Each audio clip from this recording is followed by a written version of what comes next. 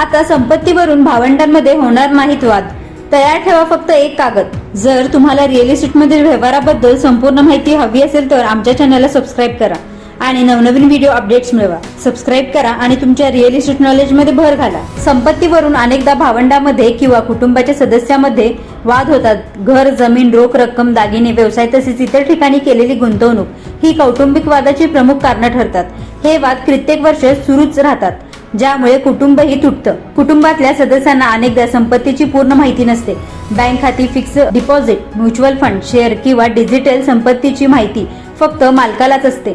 त्यांच्या मृत्यूनंतर त्यांच्या वारसांना याची माहिती मिळणं कठीण होतं. बहुतेक प्रकरणामध्ये कौटुंबिक कलहाचं कारण लोभ नाही, तर मृत्यूनंतर संपत्तीच्या मालकाच्या इच्छेबाबत स्पष्ट माहिती नसणे आणि आवश्यक कागदपत्रांबाबत स्पष्टता नसणं ही असते. हे वाद टाळण्यासाठी कायदेशीररित्या मान्य असणारं मृत्यूपत्र बनवणं हा महत्त्वाचा उपाय आहे. त्यामुळे तुमच्या संपत्तीची माहिती एकाच ठिकाणी असणं गरजेचं आहे. यासाठी आवश्यक मृत्यूपत्र तयार करा, ज्यामुळे तुमच्या वारसांना तुमच्या संपत्तीबाबत माहिती असेल. नियम बदलत असतात, त्यामुळे वेळोवेळी या मृत्यूपत्राची पाहणी करून त्यात योग्य ते बदल करा. तुमची संपत्ती किती आहे आणि मृत्यूनंतर ही संपत्ती कोणाला मिळणार हे मृत्यूपत्रामध्ये स्पष्टपणे लिहिलेले असतं.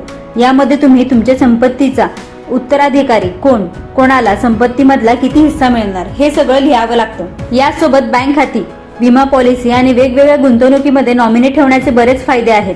गुंतवणुकीमध्ये नॉमिनी ठेवला म्हणजे ती व्यक्ती गुंतवणुकीची मालक होते, असा गैरसमज अनेकांचा असतो. पण नॉमिनी ठेवणं म्हणजे तुमच्या संपत्तीचा अस्थायी संरक्षक किंवा प्रतिनिधी असतो. लग्न, मुलांचा जन्म, घटस्फोट किंवा नॉमिनीचा मृत्यू असे महत्त्वाचे बदल कुटुंबात झाले तर नॉमिनी लगेच बदलणं गरजेचं आहे. तुमचा नॉमिनी आणि मृत्यूपत्रामध्ये उल्लेख केलेल्या इच्छाबाबत स्पष्ट माहिती असणं भविष्यातील कौटुंबिक कलह टाळू शकतो. कायदेशीररित्या वैध मृत्यूपत्र संपत्तीची वाटणी प्रक्रिया सोपी करते आणि कुटुंबातले वादही कमी होतात. लग्न, घटस्फोट, मुलांचा जन्म, नवीन संपत्ती विकत घेणे किंवा विकणे, कौटुंबिक परिस्थितीमध्ये बदल झाले तर मृत्यूपत्रामध्ये बदल करणे गरजेचे असते.